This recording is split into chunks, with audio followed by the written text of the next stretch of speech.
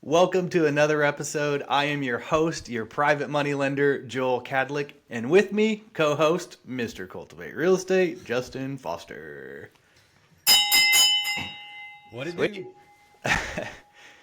Today's episode is going to be a lot of fun. We are going to be talking about off-market deal finding and what is off-market deal finding, why it matters, what are some of those properties, who are some of those sellers, and most importantly, what are some common misconceptions and myths that can be really helpful from a mindset perspective when we're talking specifically about off-market deals and those sellers. So, Yeah, let's jump into it. We're gonna add a ton of value. This is a area that Joel has mastery in, and we ran a wholesale company for a while together, and now we're on the money side. But we loved going directly to sellers and sourcing deals. Even if you're not going directly to seller and you're like, I don't want anything to do with that, you guys, like, I'm going to turn this off right now. Don't, because we'll add value to you. If you're buying deals from wholesalers, you need to understand the nature of these transactions. So whether you're sourcing deals from wholesalers or you're going directly to the seller yourself, this entire segment and niche of the market is where you make money. So pay attention, and we'll try to add as much value to you no matter how you're finding your deals. Yeah, don't turn that dial, turn the radio up. All right, man. So super basic. I mean, just to kick things off, so what is off-market deal finding? What is it all about, and why does it matter? You're trying to find a house and buy it low. Like, don't make this too complicated. Deal finding is about finding people who have problems so that they would be willing to trade equity in their home or in the house that they have for a convenient transaction, some kind of convenient transaction. So what are you really doing? You're providing a convenient transaction. So why do people want to do that? That's what a lot of people say. Well, why would anybody sell a house for 30, for 70 cents on the dollar? It doesn't make any sense. I would never do that. What do you say to that, Joel, when people raise that objection? Why do people do that? It doesn't make any sense. They don't believe that people even want to sell their house for, 70 cents on the dollar. Yeah, no, it's great because we're getting right to the meat and potatoes in the heart of it, right? And this comes down to a common misconception is it's not, I would say 98% of the time, it's not about price in these situations. Justin, you kind of hit on it. It's about adding value and solving the problem. And in many instances with these off-market deals and these off-market sellers, it's not about the price. It is a painful situation that they're dealing with, and it might be the most painful situation that they have or will ever experience in their life, and you're having to step in and help in that situation. So it's really, really important to understand the seller and listen to them, and so you can then extract the information that will help you be able to structure the deal for them. And a lot of times, like I said, it doesn't come down to, hey, it's just price. There's much bigger things going on than I just want it for top dollar. Because here's the deal. The sellers know that they can list it with the realtor for top price. You don't have to shy away from that. You don't have to be afraid of like, oh, what if they're going to go list it with a realtor? They know that. Everybody knows that. Everybody has a friend or a cousin or an aunt's uncle who is a realtor. So they know that they could list on market for potentially that top price and fix it up and do all that. But there's bigger things going on underneath the surface. Yeah. So it's not most people. There are fewer people. Most people who have a house in the market, they don't want to sell it at all. And then for the people that do have houses in the market, they want to sell it for the top dollar. They want the best price for that house. And then there's some people, you just got to believe this. There's some people out there that want to sell their house in the market and they don't want top dollar. They want something else. And you're finding those people. It's as simple as that. Right. Right. So, I mean, let's dive into that a little bit more. Like who are these sellers and what are some of those problems? What does that look like specifically? Sure. I mean, life happens. And even in a hot market like we're in today, it doesn't mean that people stop passing away. People inherit properties that are burdens. Properties fall apart. Landlords get tired of the game. And so people go through divorces. there's some sort of like personal pain that's going on, or some sort of financial distress. They're behind on their payments. The roof is falling in. And so distressed property can be any number of things, and it's unique to the person's situation. It's personal. And so when you're doing this, motivation is the biggest thing. Like, you want to know why. You don't want to project out anything here. You have to be curious about somebody's situation, have some compassion, and try to be like an investigator of like, why do you want to trade equity in your house for a convenient transaction? Because all of the solution, or all of the upside for you is going to come through the solution that you come up with. And again, it's not price. So you got to figure out something else. Right. Absolutely. No, that's totally right. And really, when you're talking about investigating, I'm thinking about when you're in those appointments and you are listening, the best way to get that information is simply ask open-ended, calibrated questions. So what we mean by that is just, like Justin was saying, is be curious, ask them questions. Hey, have you considered listing this with a realtor? Have you considered keeping this as a rental? Why or why not? And they're going to share that information with you. And then with that information, you can find different solutions to be able to help them with what they actually need. And again, it doesn't always come down to price. Absolutely. So we're not, are we going to go and talk into like having conversations with off-market properties, or is there anything on the marketing side? Like, I'm just curious, Joel, like, should we go into some of the marketing side of this? Or do we want to deep dive like how these conversations, and how do you have, help these folks in these situations? No, I think, I would stay away from that. We don't want to dive into seller conversations quite yet. I mean, that would be for another episode. I just want to focus strictly on off-market deal finding and what it is, because there is a lot of different thoughts around that. So I want to ask you, because when we were doing this hot and heavy, Joel's the marketing master, and so he handled all the marketing. I wish. So it's like, man, how do you find these people? And consider too, like, not everybody's going to have a big budget where they want to go and spend tens of thousands of dollars on marketing. But what's the process like to, send out messaging and try to attract these people so that you can have a conversation with them to begin with? Yeah, I mean, right there is exactly what we were talking about. Is a lot of times it's not about price. I know we've said that a couple of times now, but what are you looking for? You're looking for someone who is going to raise their hand and say, yes, I want to sell my home. I have a unique situation or a problem to where traditionally I'm not going to be able to list this. I don't have money to put into the property right now to get it to where it needs to be, or I live out of state. I don't have the privilege to come to Oklahoma or wherever that is and travel and do all this. I really just need this property sold. It's really important for me to have this done quickly and easily. Speed and convenience is such a major thing. And to be able to find that is you have to look for those sellers who could potentially have those issues and that pain point. Okay, so get more specific. Give me some nuggets. Let's say that I believe that mail is good. I want to send some mail, but like, I don't even know what to do, man. Like, what are the lists do I need? What are the good lists? Or maybe I'm sending some mail, it's on PropStream, and nobody's responding to me. Yeah, any campaign, anything that you're doing marketing is only as good if we're talking about lists, right? You're talking about lists, you're talking about direct mail or cold call or texting or whatever the case is. The most important thing is the data. How good is that data? So PropStream is a good resource and a good tool, but you can get a lot deeper, especially if you're just starting out. You want to go directly to the source. So I'll share this in a form of a story of exactly how I started. So I started with direct mail. It's something that is tried and true today, tomorrow, and 5 years from now.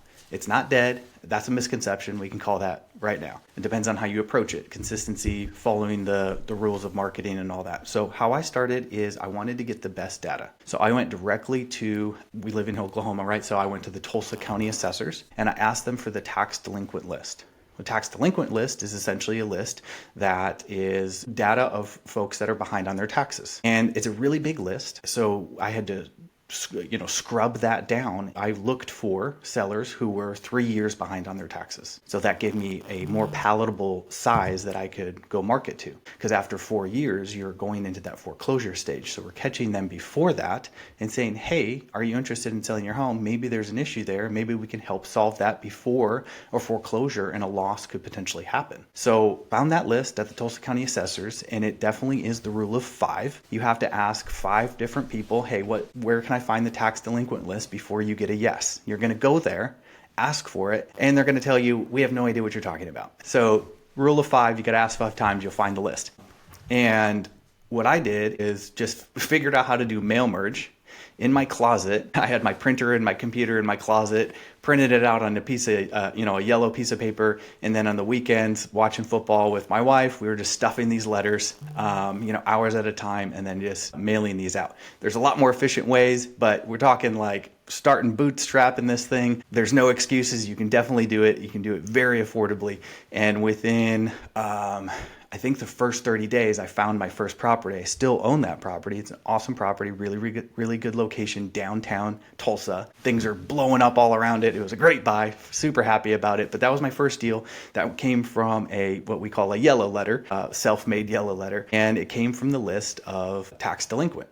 And okay, but I just want to make sure, like I could go on to PropStream, I could just get the tax delinquent list, but you're saying courthouse data is always superior to the easy to get list where you just subscribe to the service. And that's 100% true. The harder it is to get the list, the better results you're going to have because there's less competition.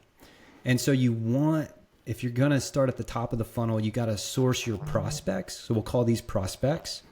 Okay. And we want to turn those prospects into leads, meaning we want them to call us, raise their hand and say, yeah, I got a house I want to sell. And that's when they become a lead. So that's a great story, Joel. I love that. And that was one of the top performing lists when we were doing a lot of marketing. Tax delinquent always did well. You want to renew that every 6 months, but let's just go ahead and give the audience all the other good ones that are like the gems. So let's talk. We got tax delinquent, of course, all the things that are on PropStream that everybody can get, you can do.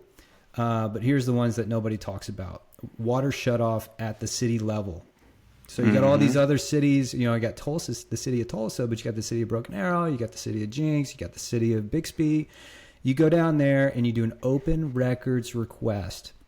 And you say, okay, hey, I want an open records request of all the water that's been shut off, for the last 30 days or the last 60 days. You can do code violations. So a lot of people like to drive for dollars, but if you want to skip that and basically just get a great driving for dollars list, go find all of these same people, same thing. You want the water shut off and the code violations, right? What is code violations? Let's so explain people's that. grass is overgrown. They didn't fix something has fallen down. The siding isn't fixed. They got a tarp on their roof, and there's a code violation guy that drives around. And he's like, that looks like a crappy property. I'm going to put it on this list, and they issue a code violation. So there's a list somewhere. There's a city, essentially what you're saying, right, is there's a city employee who drives for dollars for you because he's looking for code violations, overgrown grass, busted out windows, burn house, whatever the case may be, something that you would be looking for is an off-market deal. Well, here's another one that nobody talks about, but okay, divorce, the divorce list, you're not going to get that on some of these other list source or PropStream or, the Driving for Dollars app, whatever it was called. What else, Joel? 24-hour, did I just say that? 24-hour arrest record is a list. You can pull that list. So divorce, inheritance, probate. These are the ones that are hard to get. Okay? What's probate?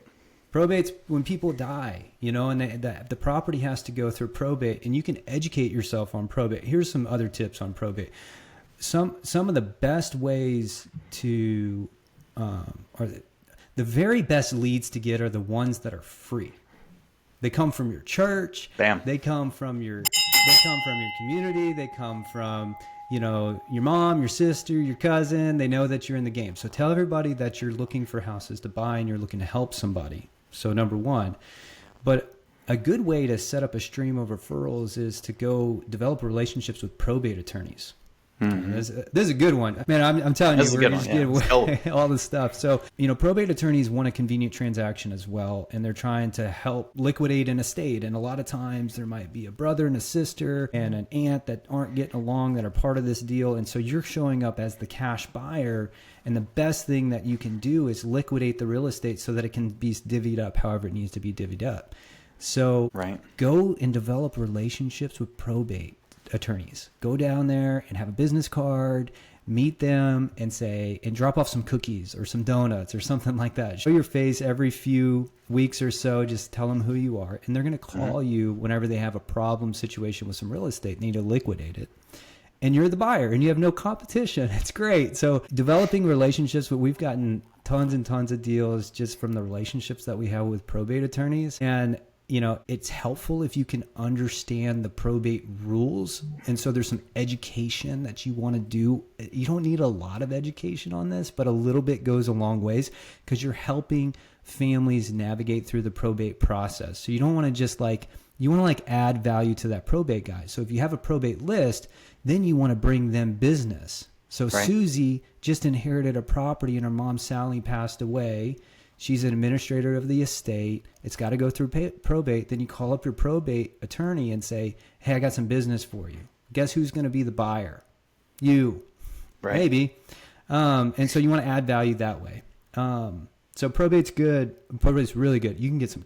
You guys, we're talking about if you're doing these things, tax delinquent, probate deals, it's not 80 cents on the dollar. It's not 75 cents on the dollar. You can be picking up properties and make some serious money when you buy, 60 cents, 50 cents on the dollar, even if you know how to help people out of these situations. Exactly. And what are all these lists have in common? From what we were talking about in the beginning, they all are associated with a situation that the seller might be going through where they need help navigating and being able to sell, and it's not tied to price. Now, sometimes it is, of course, but that's what all these lists have in common. And I think it's really important what you said as far as building relationship. I would almost let me talk about something about probate that I think it would be important for the audience to understand as well. Probates are definitely a really good source of deals, but just one key thing I want to highlight with probate is it does take a little bit longer. It depends on what the probate process is, but any given probate is going to take 90 to 100 days, plus or minus. So it depends on, again, if you have that relationship with the attorney, maybe they have a probate that just finalized and the judge signed off on it, so it's ready to go that day. That absolutely can happen. Traditionally, just know there's a longer sales cycle with probate, but there's also really, really, really good deals there at really, really, really good prices, like Justin was saying. Patience is definitely a skill in some of this stuff, and you want to be able to exercise it, but also knowledge. In every state, you can do something called an affidavit of heirship. And now all the states are different and they're different price points, but you can actually just skip the probate process if you understand what an affidavit of heirship is, if it's under a certain price. So if they need the cash right now, and let's say it's a, $80,000 property and it needs some work, it's going to be worth $200,000. Well, maybe you could pick it up for $50 because the cutoff is $50,000 in Oklahoma, and you just skip the probate process, and they'll do that deal right now. And there's some rules. So I'm not trying to get technical here, but just a little bit of education goes a long ways. There's a book on probate. What's that one book? We've only read, I don't know. It's like 30 pages or something. We should put a link to that because that's all you really need to know. Yeah, we'll put a link to that. Yeah, we'll put a link to that book. We both read it. Really, really good information there. And I'll say too, as far as we're throwing a lot of lists at you guys as far as where you can find these properties. But depending on the stage you're at, you want to go singular. So if you want to be the probate guy, be the probate guy. 100%. If you want to be the tax delinquent guy, be the tax delinquent guy. If you want to be the auction guy, be the auction guy. Go all in on one thing and then build and layer in as you are privileged to do so with the business. So don't do, because as we know, another rule of marketing is the volume. So you don't want to do $100 worth of mail in tax delinquent and then $100 for probate and then $100. I'm talking about sending out mail, right, guys? You're not going to get the phone to ring at all. It's just not a large enough pool that you're attracting. So if you have a limited budget, let's say $1,000 a month, then use that $1,000 a month on one list that you're dedicated to. And that could be Driving for Dollars or these other lists that we're saying. As a helpful resource too, because we always want to give you guys resources, we will in the show notes provide you a downloadable for all our top 10 lists that we love, that we've used, that are tried and true, man. And also the schedule of when you should send that. That's we can put that in there. Joel, I've got that lined out. Okay, but one thing I just want one real quick nugget, because a lot of people, maybe they don't want to have like a marketing budget. They don't want to spend $1,000 a month, and they'd rather buy from wholesalers. But even if you're buying and agents are sourcing your deal and other deal finders who are doing this are sourcing your deals, you should always be thinking about referrals, and letting people know what it is that you're doing. Referrals are the best, they're free, and there's no competition. So the best deals that you're ever going to get are from referrals. That's all the deals we do at this point. All we do is referrals, and we do deals, that way. They just come to us because everybody knows kind of what we do. So one way to start that, just as an exercise, is you're sending emails all the time. Well, put a little tagline in your email that you're looking for houses to buy. Just let everybody know. Put a little blurb in there. Hey, I'm looking for a house to buy. If you know anybody that's looking to sell, let me know. Social media is something that's just everybody has at this point. You might have 500 people that are your friends. All of those people need to know what you're doing. And the best thing you can do is just tell a story. If you're flipping a house right now, document that, post that on there, and then just have a little bit of an invitation. Hey, if you know anybody else that's looking to sell their house, let me know. Don't be shy about what you're doing. I mean, some investors, especially some of the folks that I kind of run in circles with, they're kind of shy. They don't want to put themselves out there. I get it, but it's not that big of a deal.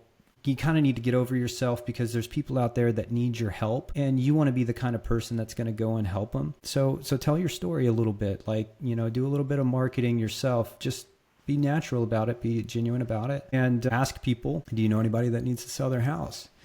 That's so funny, because that's exactly what I was going to say. It's before you do any of this, honestly. Yeah. Put yourself out there, get engaged with the local meetup, let people know what you're doing. As you start telling folks what you're doing, what you're looking to do, you're going to attract other folks to, be invited into your community and either offer you advice, or maybe they have a deal that they're trying to sell and you'll make a connection that way. It's that is what you got to do. Number one, first thing. So action item for today, if you haven't, go post online, go find a meetup, meetup.com. You can find different investor groups or Facebook groups and commit to going to those. Just like anything, view networking as a marketing channel as well. So if you go to one meetup, let's say you come to the Fund Flip Repeat meetup that we have second Tuesday of every month, selfless plug, bam. And you go one time and you're like, oh, that wasn't great. I didn't get a deal out of it, or I didn't make enough connections. It's if you send one piece of mail one time to one seller, we know what the result is going to be. So networking, guys, got to be consistent, make those connections, build the rapport. It's actually a lot of fun, and it's so interesting, the different types of people you'll meet. Even if you're introverted, it's okay, because you'll connect with some other introverted people, and there's a space and place for everybody, no matter what the group is. So make those connections and be consistent. Yeah, and don't overthink this stuff, right? I think people get in their own way too much when it comes to off-market deal finding. And deal finding is not deal making. You don't need to know anything other than what we're telling you right now. It's the more conversations you have, the more deals you're going to get. So your job is to take massive action, go start conversations, and do things that are going to help you start conversations. And then you'll get more fine-tuned as you go. But that should be good news for you. Marketing to find these properties is really simple. You want to keep it simple. I think, Joel, that's what you're telling us. Hey, put yourself out there. Don't make it overly complicated. And if you're 100%. Willing to put yourself out there and take action and do that consistently, things are going to happen for you. Absolutely. Love it. All right. That's a little bit about off-market deal finding and sellers and lists and all that fun stuff. So we're going to list all that stuff in the show notes. Any last parting words when we're talking about off-market deal finding, Justin, before we hop?